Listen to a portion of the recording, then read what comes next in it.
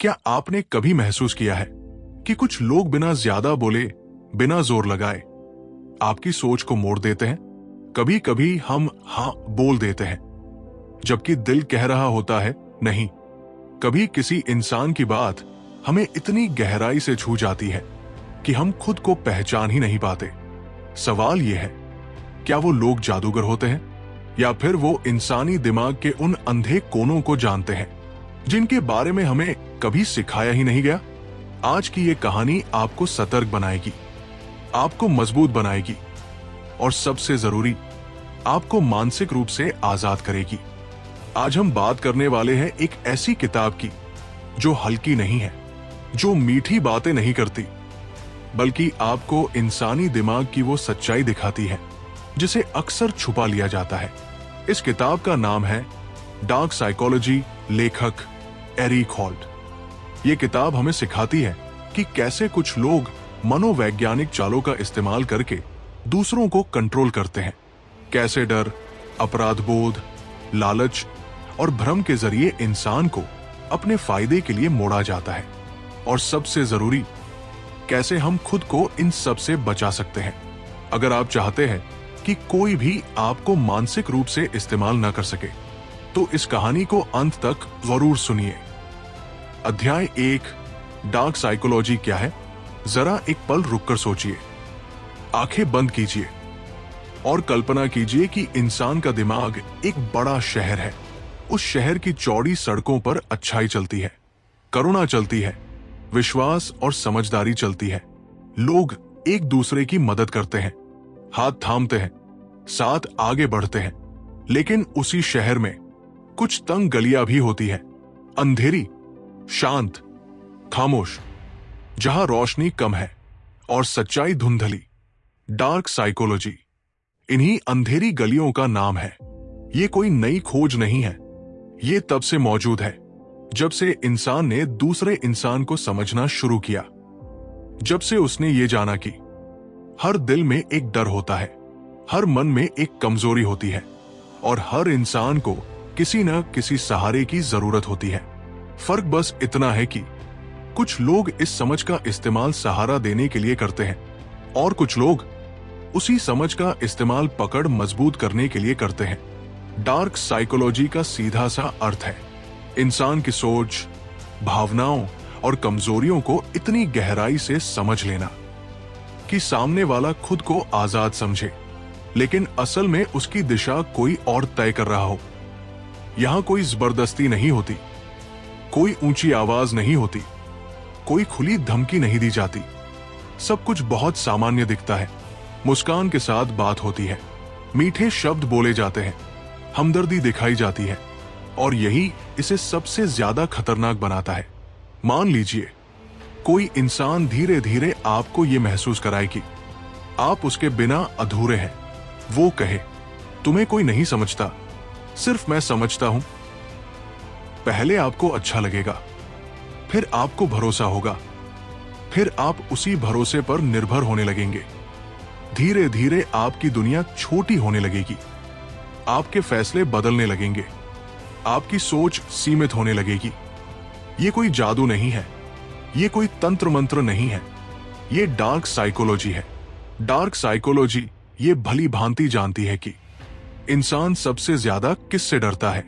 अकेले पड़ जाने से, ठुकरा दिए जाने से, अहमियत खो देने से, और यही डर सबसे आसान हथियार बन जाता है। इस मनोविज्ञान में अक्सर 3 मुख्य भावनाओं का इस्तेमाल किया जाता है: डर, अपराध बोध और लालच। जब इंसान डरता है तो उसका दिमाग शांत नहीं रहता। वो सोचने के बजाय बचने की कोशिश करता है, वो तर्क के बजाय प्रतिक्रिया देता है। जब उसे अपराध बोध होता है तो वो अपनी जरूरतों को पीछे कर देता है, वो खुद को दोषी मान लेता है, भले ही गलती उसकी न हो। और जब लालच दिखाया जाता है तो उसकी आंखें चमकती है, लेकिन उसकी समझ धुंधली हो जाती है। वो फायदे के वादे में जोखिम देखना बंद कर देता है। डार्क साइकोलॉजी इन भावनाओं को पहचानती है, ये जानती है कि किस इंसान को किस बटन से नियंत्रित किया जा सकता है, और फिर धीरे धीरे, सही समय पर, उन बटनों को दबाया जाता है। सबसे खतरनाक बात यह है कि अक्सर शिकार को पता भी नहीं चलता कि वो शिकार है। उसे लगता है कि वो खुद फैसला ले रहा है, खुद चुन रहा है, खुद सोच रहा है, लेकिन असल में उसकी सोच पहले ही प्रभावित की जा चुकी होती है, उसकी दिशा पहले ही मोड़ी जा चुकी होती है। यही कारण है कि इस किताब का पहला और सबसे बड़ा संदेश है, डरो मत, लेकिन अनजान भी मत बनो। डार्क साइकोलॉजी को समझना खुद को चालाक या धूर्त बनाना नहीं है। डार्क साइकोलॉजी को समझना मतलब है खुद को जागरूक बनाना, खुद को सुरक्षित बनाना, अपनी सोच की जिम्मेदारी खुद लेना। जिस इंसान को अपनी भावनाओं की समझ है, जिसे पता है कि उसे कहां से चोट लग सकती है, जिसे अपने डर और अपनी कमजोरियों का एहसास है, उसे कोई आसानी से नियंत्रित नहीं कर सकता। जागरूकता ही सबसे बड़ी ढाल है। यही वजह है कि ये अध्याय आपको डराने के लिए नहीं लिखा गया, ये अध्याय आपको जगाने के लिए लिखा गया है, ताकि आप अपनी सोच को हल्के में न लें, ताकि आप हर मुस्कान के पीछे का इरादा समझ सके, ताकि आप खुद को कभी भी किसी के हाथों की कठपुतली न बनने दे। क्योंकि जब इंसान सच में जाग जाता है तो अंधेरा चाहे जितना गहरा क्यों न हो, उसकी रोशनी के सामने टिक नहीं पाता। अध्याय 2, माइंड मैनिपुलेशन की तकनीकें। अब जरा और गहराई से सुनिए, क्योंकि इस अध्याय में हम उस खेल को समझने वाले हैं जो खुले मैदान में नहीं बल्कि दिमाग के भीतर खेला जाता है। अगर ये बातें समय रहते समझ आ जाए तो इंसान न सिर्फ गलत फैसलों से बच सकता है बल्कि अपने आत्मसम्मान को भी सुरक्षित रख सकता है। माइंड मैनिपुलेशन कभी सामने से हमला नहीं करता, वो तलवार लेकर नहीं आता, वो बहस नहीं करता, वो पीठ पीछे से आता है, धीरे, शांत और भरोसे के कपड़ों में लिपटा हुआ।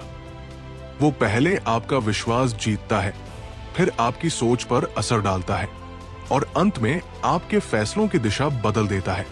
मैनिपुलेशन का सबसे बड़ा हथियार है भावनाएं, क्योंकि जब इंसान भावुक होता है तो उसका तर्क सो जाता है, दिल तेज चलता है और दिमाग धीमा पड़ जाता है।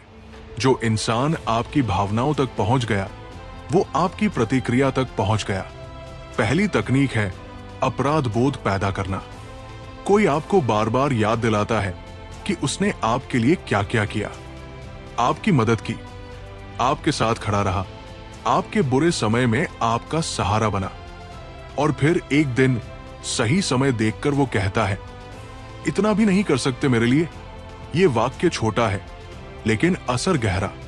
आप अंदर से टूट जाते हैं, आपको लगता है आप स्वार्थी हैं, आप सोचते हैं शायद सच में मैं गलत हूं, और आप वो कर बैठते हैं जो आप करना ही नहीं चाहते थे। ये एहसान नहीं, ये मानसिक दबाव है, ये रिश्ते की आड़ में किया गया नियंत्रण है। दूसरी तकनीक है डर का इस्तेमाल। डर हमेशा ऊंची आवाज में नहीं आता, वो चिल्लाता नहीं, कभी कभी वो फुसफुसाता है। अगर तुमने मना किया तो रिश्ता टूट जाएगा, अगर तुम साथ नहीं दोगे तो सब बिखर जाएगा। डर इंसान से सोचने की ताकत छीन लेता है। जब दिमाग डर में होता है तो वो सुरक्षा ढूंढता है, सच्चाई नहीं। डार्क साइकोलॉजी यही जानती है, डर के क्षण में लिया गया फैसला अक्सर आपके हित में नहीं होता। तीसरी तकनीक है बार बार दोहराव। एक ही बात, एक ही शब्द, एक ही विचार बार बार। दिमाग को आदतों से प्यार है। जो बात बार बार सुनी जाए वो धीरे धीरे सामान्य लगने लगती है। जैसे कोई आपको बार बार कहे, तुम कमजोर हो, तुम्हें समझ नहीं है। शुरुआत में आप हंस देंगे, फिर आप सोचेंगे, फिर आप मानने लगेंगे। धीरे धीरे आपकी आत्मछवि बदलने लगती है। आप खुद को उसी नजर से देखने लगते हैं जिस नजर से आपको दिखाया गया। चौथी तकनीक है अधूरा सच। पूरी कहानी नहीं बताई जाती, सिर्फ उतना बताया जाता है जितना सामने वाला सुनना चाहता है। सच और झूठ का मिश्रण सबसे खतरनाक जाल होता है, क्योंकि पूरा झूठ पकड़ में आ जाता है लेकिन आधा सच भ्रम पैदा करता है। आपको लगता है कि बात सही है लेकिन असल तस्वीर आपसे छुपा ली जाती है। पांचवी तकनीक है जल्दी का दबाव। अभी फैसला करो, सोचने का समय नहीं है, मौका निकल जाएगा। जब इंसान को सोचने का समय नहीं मिलता तो वो अक्सर भावनाओं के आधार पर निर्णय लेता है, और यही मैनिपुलेटर चाहता है। डार्क साइकोलॉजी जानती है रुकना, सोचना, सवाल करना सबसे बड़ी सुरक्षा है। छठी तकनीक भी समझिए, अलगाव। मैनिपुलेटर धीरे धीरे आपको उन लोगों से दूर करता है जो आपको सच्ची सलाह दे सकते हैं। वो कहता है कोई तुम्हें नहीं समझता, और आप धीरे धीरे अकेले पड़ जाते हैं। अकेला इंसान सबसे आसान लक्ष्य होता है। सबसे डरावनी बात यह है कि अक्सर मैनिपुलेटर खुद को आपका सबसे बड़ा हितैषी दिखाता है। वो आपको तोड़ता भी है और मरहम भी वही बनता है। वो चोट भी देता है और सहारा भी वही बनता है। यही भ्रम इंसान को जकड़ लेता है। इसलिए याद रखिए, जो आपको बार बार भ्रमित करे, जो आपको खुद से दूर करे, जो आपको अपनी ही समझ पर शक कराए, वो आपका हितैषी नहीं हो सकता। इस अध्याय का सार बस इतना है, अगर कोई आपकी भावनाओं से खेल रहा है तो वो आपकी आजादी से खेल रहा है। और जो अपनी आजादी की रक्षा करना सीख लेता है, जो रुककर सोचता है, जो सवाल पूछता है, वो किसी के दिमाग का खिलौना नहीं बनता। याद रखिए, आपकी सोच आपकी ताकत है, और जिसे अपनी सोच पर अधिकार है उसे कोई नियंत्रित नहीं कर सकता। अध्याय 3, ब्रेन वॉश और कंडीशनिंग। अब जरा गहरी सांस लीजिए और अपने मन को शांत कीजिए, क्योंकि ये अध्याय चिल्लाएगा नहीं, लेकिन आपकी सोच की नींव को हिला सकता है। ब्रेन वॉश शब्द सुनते ही हम फिल्मों के दृश्य याद करते हैं। अंधेरा कमरा, किसी को कुर्सी से बांध देना, तेज आवाजें और जबरदस्ती। लेकिन असल जिंदगी में ब्रेन वॉश इतना नाटकीय नहीं होता। वो खामोश होता है, धीमा होता है, लगभग अदृश्य होता है। असल ब्रेन वॉश चुपचाप होता है, इतना धीरे कि इंसान को एहसास तक नहीं होता कि उसकी सोच बदल रही है। ब्रेन वॉश का असली अर्थ है किसी इंसान की सोच को इतनी बार एक दिशा में मोड़ना, इतनी बार एक विचार दोहराना कि वही दिशा उसे स्वाभाविक और सही लगने लगे। और यही काम करती है कंडीशनिंग। कंडीशनिंग यानी आदत बनाना, दिमाग को एक पैटर्न का आदी बना देना। जैसे बचपन में हमें सिखाया गया, घंटी बजे तो क्लास शुरू। धीरे धीरे ऐसा हुआ कि घंटी सुनते ही शरीर सीधा हो जाता है, दिमाग पढ़ाई के लिए तैयार हो जाता है, सोचने की जरूरत ही नहीं पड़ती। अब सोचिए, अगर यही प्रक्रिया विचारों और भावनाओं पर लागू कर दी जाए तो जब किसी को बार बार एक ही डर दिखाया जाए, बार बार एक ही कहानी सुनाई जाए, बार बार एक ही व्यक्ति को सही बताया जाए, तो दिमाग उसी को सच मानने लगता है। और जब यही प्रक्रिया इरादे के साथ की जाती है, तब वो डार्क साइकोलॉजी बन जाती है। मान लीजिए, कोई आपको रोज कहता है दुनिया खराब है, लोग मतलबी हैं, तुम किसी पर भरोसा मत करना, सिर्फ मैं ही तुम्हारा अपना हूं। पहले आप सुनते हैं, फिर आप सोचते हैं शायद कुछ हद तक सही कह रहा है, फिर आप मानने लगते हैं। और एक दिन ऐसा आता है जब आप अनजाने में बाकियों से दूरी बना लेते हैं।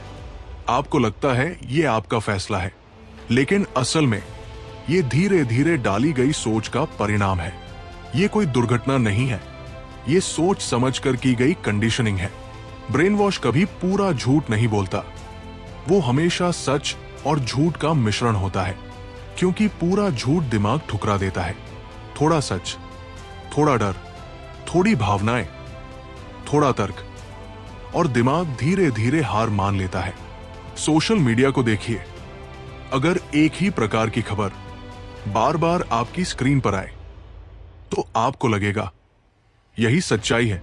समाचार को देखिए, अगर एक ही दृष्टिकोण रोज सुनाया जाए तो वही सामान्य लगने लगता है। रिश्तों को देखिए, अगर एक ही बात बार बार दोहराई जाए तो वही आपकी आंतरिक आवाज बन जाती है। यही है कंडीशनिंग। दिमाग को दोहराव पसंद है, वो परिचित चीजों को सुरक्षित मानता है, इसलिए जो विचार बार बार दोहराया जाए वो धीरे धीरे आपकी पहचान का हिस्सा बन सकता है। डार्क साइकोलॉजी जानती है, जो इंसान सवाल करना छोड़ देता है, जो सिर्फ सुनता है लेकिन सोचता नहीं, वो सबसे आसान शिकार बनता है। ब्रेन वॉश का सबसे बड़ा दुश्मन है जागरूकता, और जागरूकता की शुरुआत होती है सवालों से। क्यों? मुझे ये कौन बता रहा है? इससे किसे फायदा हो रहा है? क्या इसके पीछे कोई और पक्ष भी है? ये सवाल छोटे लगते हैं, लेकिन ये दिमाग को आजाद रखते हैं। जो इंसान ये सवाल पूछना सीख जाता है, उसका दिमाग कैद नहीं किया जा सकता। इस अध्याय का संदेश बहुत स्पष्ट है। हर बार सुनी हुई बात सच नहीं होती, हर बार दिखाई गई दिशा सही नहीं होती, हर बार दोहराया गया विचार आपका अपना नहीं होता। अपनी सोच को उधार मत दीजिए, क्योंकि जो इंसान अपनी सोच खो देता है वो धीरे धीरे अपनी पहचान भी खो देता है। वो दूसरों की आवाज में जीने लगता है। और याद रखिए, जागा हुआ दिमाग, सवाल करने वाला मन और सच को परखने वाली बुद्धि किसी भी ब्रेन वॉश से ज्यादा ताकतवर होती है। जब आप जागरूक हो जाते हैं तो कोई भी आपको चुपचाप बदलना ही सकता, और यही इस अध्याय की असली शक्ति है। अपनी सोच को बचाना यानी खुद को बचाना। अध्याय 4, भावनात्मक शोषण के संकेत। अब जरा सच में अपने दिल पर हाथ रखकर सुनिए, धीरे से, ईमानदारी से, क्योंकि ये अध्याय सिर्फ समझने के लिए नहीं, महसूस करने के लिए है। ये अध्याय दिमाग से कम, दिल से ज्यादा जुड़ा हुआ है। भावनात्मक शोषण कभी थप्पड़ की तरह नहीं लगता। वो आवाज नहीं करता, वो निशान नहीं छोड़ता जो दिख जाए। वो चुपचाप जहर की तरह फैलता है, धीरे, इतना धीरे कि इंसान को दर्द की आदत पड़ जाती है। और सबसे खतरनाक बात यह है कि उसे लगता है सब सामान्य है। भावनात्मक शोषण अक्सर वहीं से शुरू होता है जहां भरोसा होता है, जहां अपनापन होता है, जहां आप अपनी कमजोरी दिखाने में सुरक्षित महसूस करते हैं। और फिर एक दिन आपको महसूस होता है जो इंसान आपको हंसाता भी वही है और रुलाता भी वही। यहीं से खेल शुरू होता है। पहला संकेत है आपकी भावनाओं को छोटा दिखाना। आप दुखी हैं, आप आहत हैं, आपने हिम्मत करके अपनी बात कही और सामने वाला कहता है, इतनी सी बात पर तुम ज्यादा सोचते हो, तुम्हें हर चीज में समस्या दिखती है। धीरे धीरे आप खुद से पूछने लगते हैं, शायद मैं ही ज्यादा संवेदनशील हूं, शायद मेरी ही गलती है।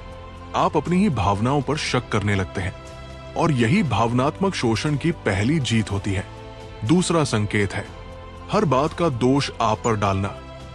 कुछ भी गलत हो तो जिम्मेदार आप, रिश्ता खराब हो तो आपकी वजह से, माहौल बिगड़े तो आपकी सोच की वजह से, और अगर आप सवाल करें तो जवाब मिलता है, मैं ऐसा हुई नहीं, तुम्हें ही गलत लगता है, तुम बातों को घुमा देते हो। यहीं से शुरू होता है खुद पर गहरा शक करना।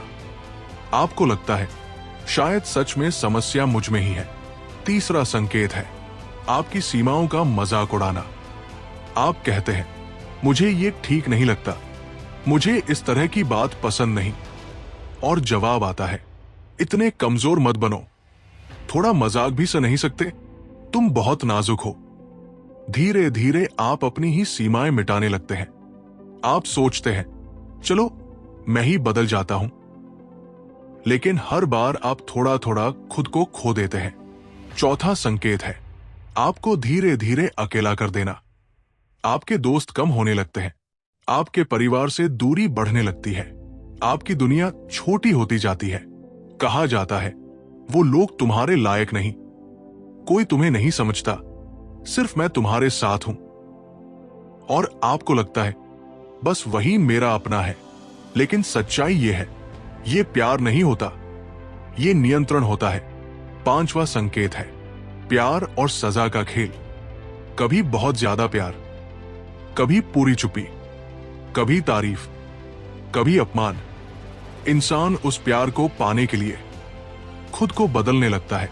वो सोचता है, अगर मैं थोड़ा और अच्छा बन जाऊं तो सब ठीक हो जाएगा। लेकिन सच ये है, समस्या आपके अच्छे या बुरे होने की नहीं है। समस्या उस नियंत्रण की है जो आपको भ्रम में रखता है। डार्क साइकोलॉजी साफ कहती है, जो आपको बार बार तोड़ता है वो आपको मजबूत नहीं बना सकता। जो आपको बार बार डराता है वो आपको सुरक्षित नहीं रख सकता। भावनात्मक शोषण का सबसे बड़ा नुकसान यह है कि इंसान अपनी आवाज खो देता है। वो बोलते बोलते चुप रहना सीख जाता है। वो अपनी सच्चाई दबा देता है। वो अपनी जरूरतों को महत्व देना छोड़ देता है और एक दिन उसे खुद की पहचान भी धुंधली लगने लगती है।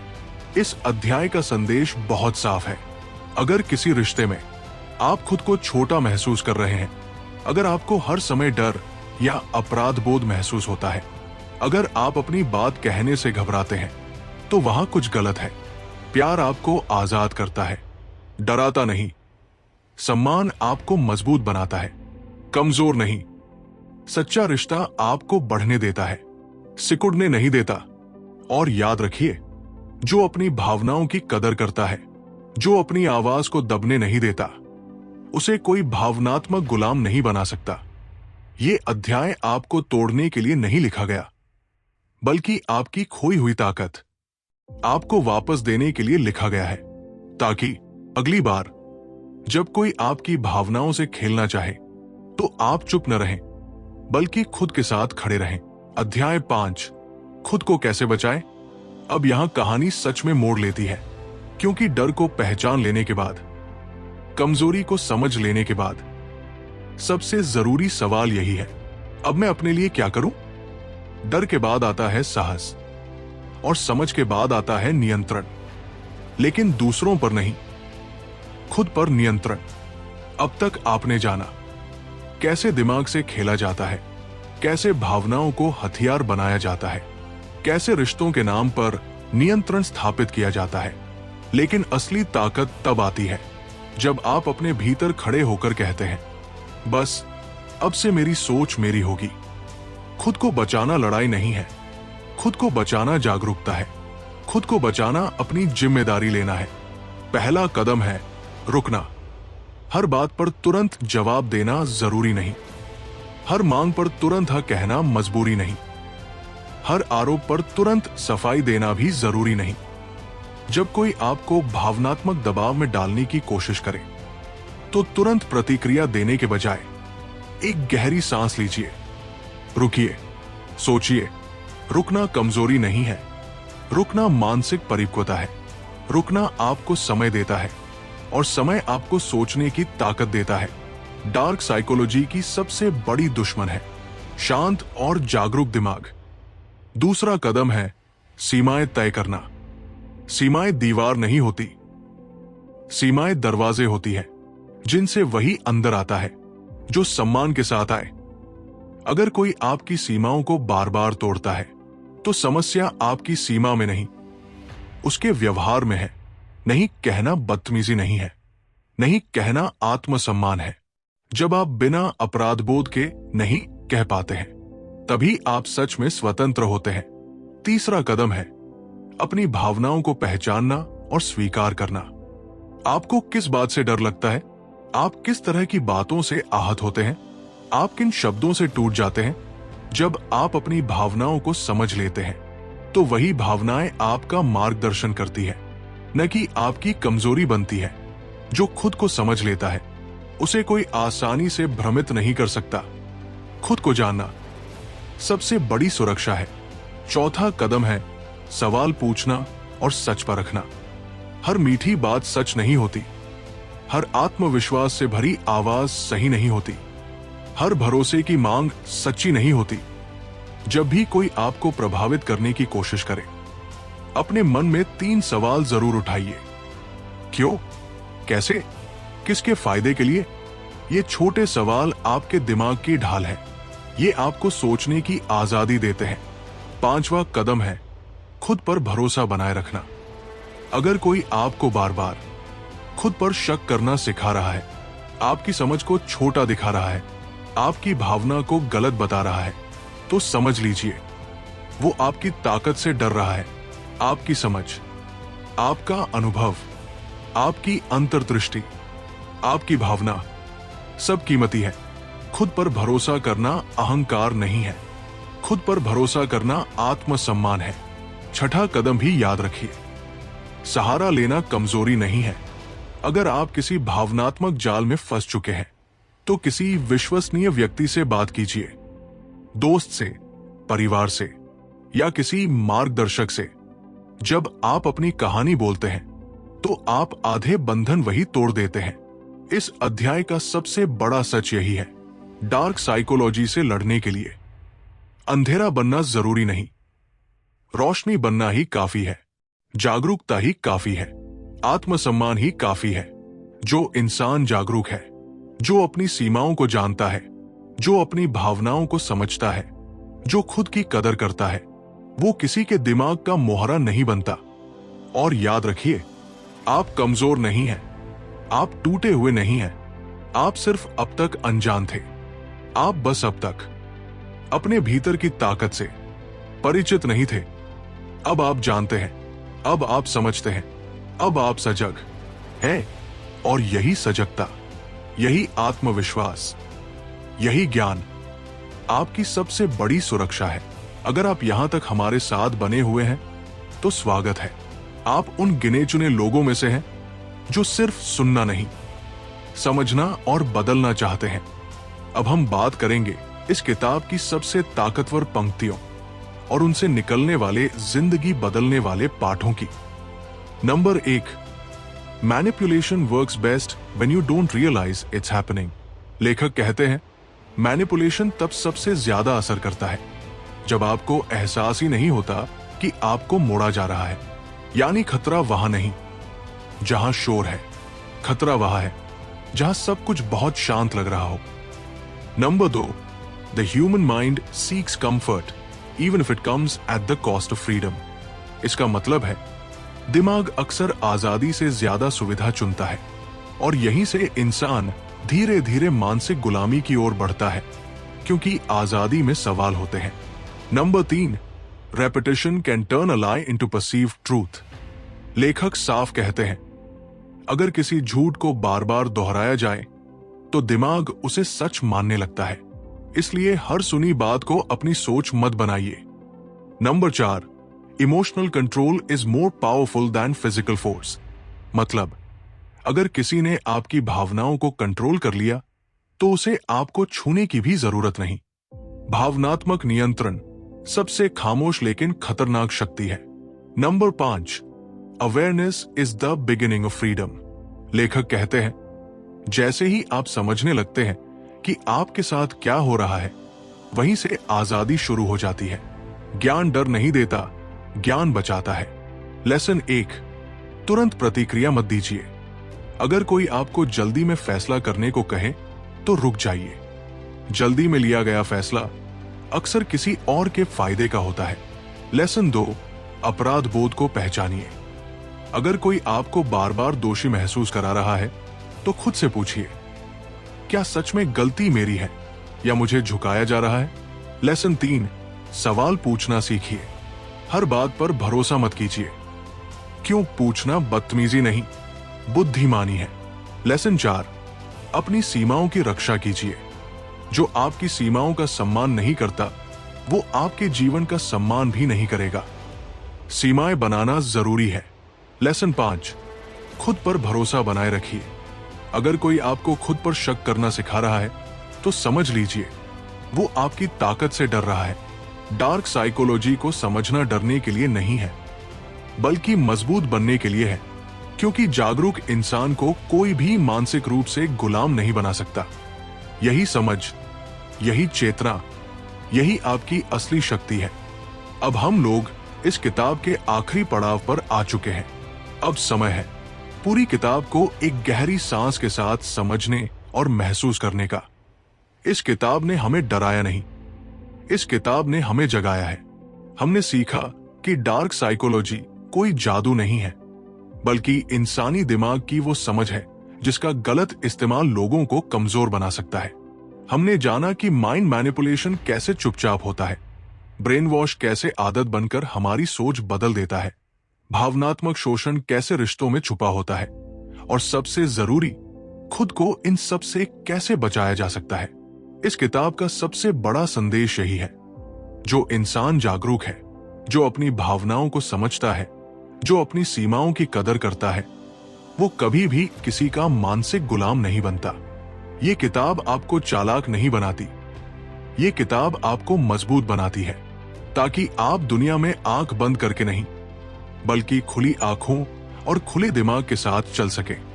और अब जाते जाते एक आखिरी बात दिल में बैठा लीजिए, जब इंसान अपनी सोच की जिम्मेदारी खुद ले लेता है, तब दुनिया की कोई भी ताकत उसे अंदर से तोड़ नहीं सकती। यही इस किताब की असली कीमत है, यही इसकी असली सीख है। मैं हूं आपका दोस्त अल्फा बुक से। फिर मिलेंगे एक नई किताब, एक नई सोच और एक नई शुरुआत के साथ।